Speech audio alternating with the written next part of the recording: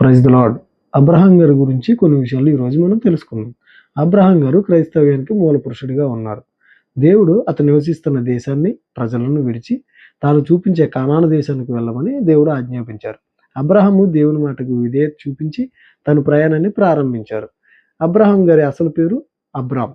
దేవుడు అతని పేరును అబ్రహాంగా మార్చారు. ఆ పేరునకు అర్థము అనేక జనములకు తండ్రి అని అర్థం. దేవుడు అబ్రహామునకు అనేక వాగ్దానాలు చేశారు. అతని సంతానమును ఆకాశ నక్షత్రముల వలె భూమి మీద ఇసుకరేణుల వలె విస్తరిస్తుందని వాగ్దానం చేశారు.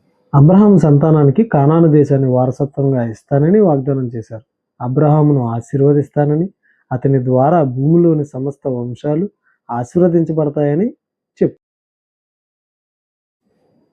దేవుడు చేసిన వాగ్దానాలను అబ్రహాం బలంగా నమ్మాడు. ఇది అతనికి నీతిగా ఎంచబడింది. అందువల్ల అతని విశ్వాసులకు తండ్రి అని పిలువబడ్డాడు. అబ్రహాముకు శారాకు సంతానం లేనప్పుడు, వృద్ధాప్యంలో ఉన్నప్పుడు అబ్రహామునకు మరియు అతని భార్య శారాకు దేవుని వాగ్దానం ప్రకారం ఇస్సాకు అనే కుమారుడు జన్మించాడు.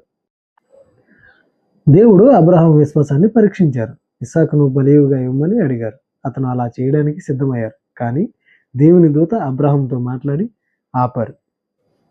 మనం కూడా అబ్రహాం గారిలాగా దేవుని యందు విశ్వాసం ఉంచి జీవిద్దాం.